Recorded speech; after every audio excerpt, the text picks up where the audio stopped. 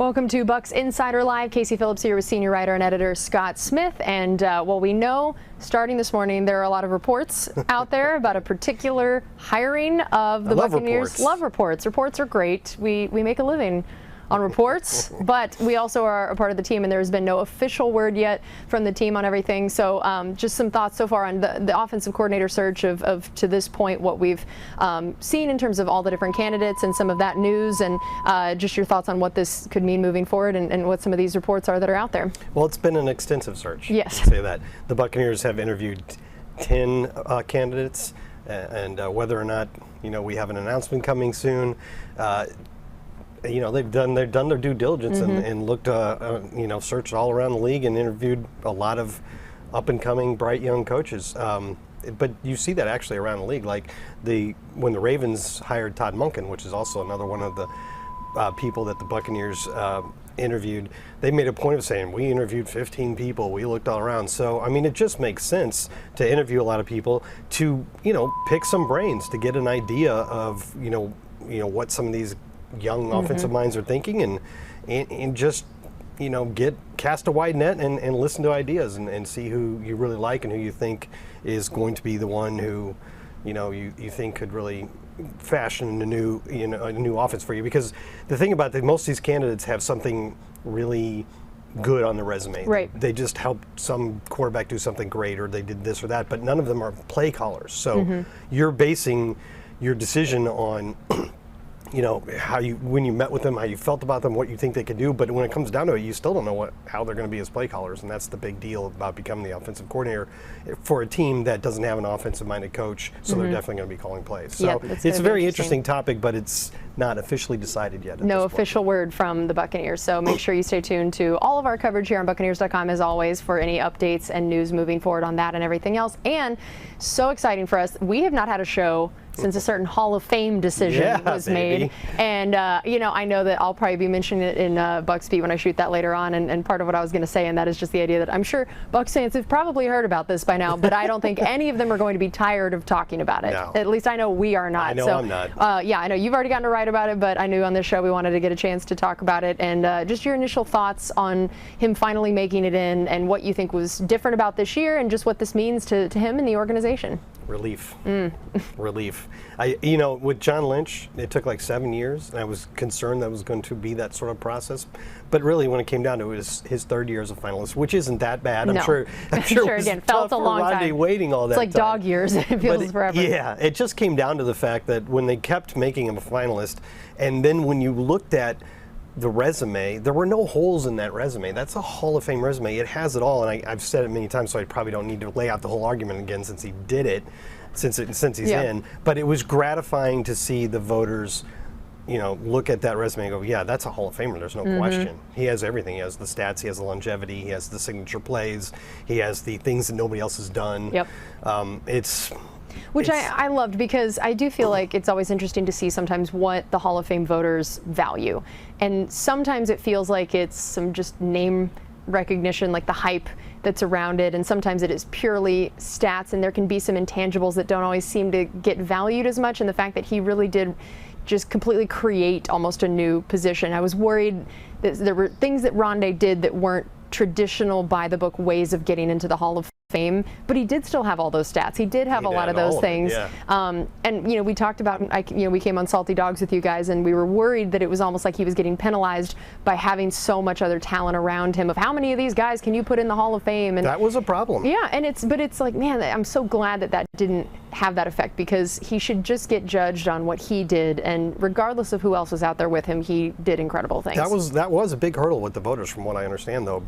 4 players off one defense, and honestly, it's the first time that's happened since the Steelers in the 1970s, so it is unusual. But then you're penalizing a guy for the order that they retired, right? I mean, if Ronde was before John Lynch, would John Lynch be here? And well, we can't put 4 guys on the same D.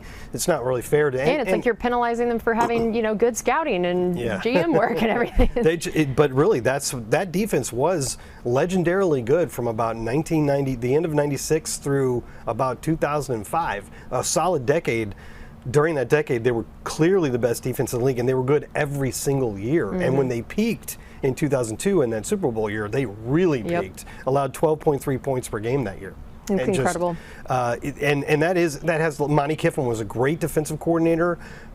They all played well together, but now you look back and go, well, yeah, they had 4 Hall of Famers on that defense. Of course they were really good. Unbelievable. All right, well, now let's turn to this season a little bit more. That this is the time of year where we always kind of like to look at the schedule, what's ahead, what's coming up, and then, of course, free agency, big part of that. So what are some of the things to be keeping our eye on now moving forward? This has become sort of an annual thing the last few years, but the Buccaneers, and that's partially because they've signed a lot of one-year contracts in recent years, but the Buccaneers have 23 players from their 2022 roster, and here they are, who are pending unrestricted free agents. You see there's 1 restricted free agent and 2 exclusive rights one. Those are kind of different categories that are easier to retain. But the first 23 guys there on the top all are free to go, and I mean, unless the Buccaneers use a franchise tag, which I kind of doubt. Maybe Jamel Dean, but I kind of doubt it. It is such a long list. That's a long list. Now, there's a lot of guys on there that, you know, I mean, are backups or role players, and you can get them back or not. But there's some big names on there. One I'd point out, and there's this picture right there, is Levante David. So yeah. Levante's signed and finished 3 contracts with the Buccaneers already. And that's unusual in and of itself. Incredible.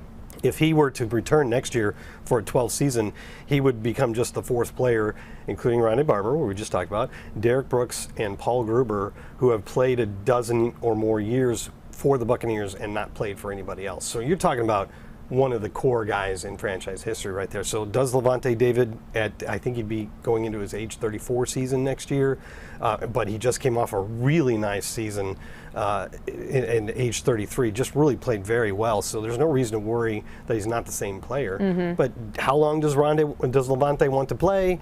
Does he value staying with the same team the whole time? Does he get some offers elsewhere? Right. And then there's just a bunch of other names on there. You know, especially on the defense. Yeah, there's a lot of defensive players up there. Carl Nassib, did a nice job.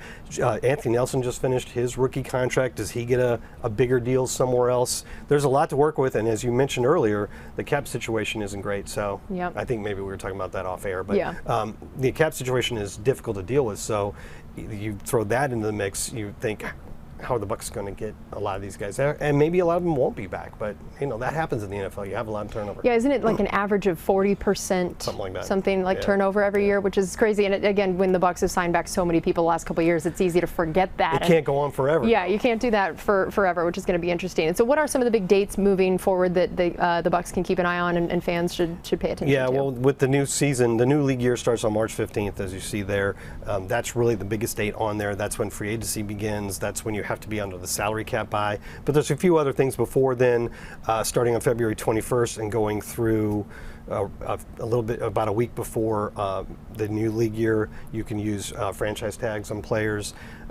You have the NFL scouting combine coming up at the very end of this month. You have that period when you can start bringing in the 30 draft eligible guys. You get 30 visits from guys that you might be interested in drafting. And then the free agency begins, as I mentioned, and right before free agency there's about a not quite 3-day period, about 52 hours when you're they call it legal tampering is the way they refer to it. Which is always such a funny term to me in general. It's well, the league doesn't use that term. Right, yeah. They call it the negotiation period. So that's the amount of time when you can start talking to the agents, not the players themselves, but the agents of potential free agents on other teams. And you can even start negotiating contracts. And that's why, as everybody knows, on the March 15th when free agency begins, all of a sudden you have just a landslide of deals. You're like, how'd they get that done in 30 minutes? They had the framework in place. So that's coming up pretty soon, and we're going to be turning the page pretty much. The Super Bowl's over. What did you think about the Super Bowl? By the way. So fun. I mean, what a fun. I'm always a big fan of the offense in general. I'm not someone that wants the 6-3. I'm not that person. Ground and pound. Yeah, I'm not that person. So I loved it. I thought it was great. Both quarterbacks were incredible. They really were. It was a fun game to watch. Yeah. When to not really have any dog in the fight, as they say. Exactly. It was just the perfect kind of game. I felt like to just sit back and enjoy some really beautiful football and plays that make you say, oh my gosh, and that's what you want in that game. And of course, Jalen Hurts was amazing. He is.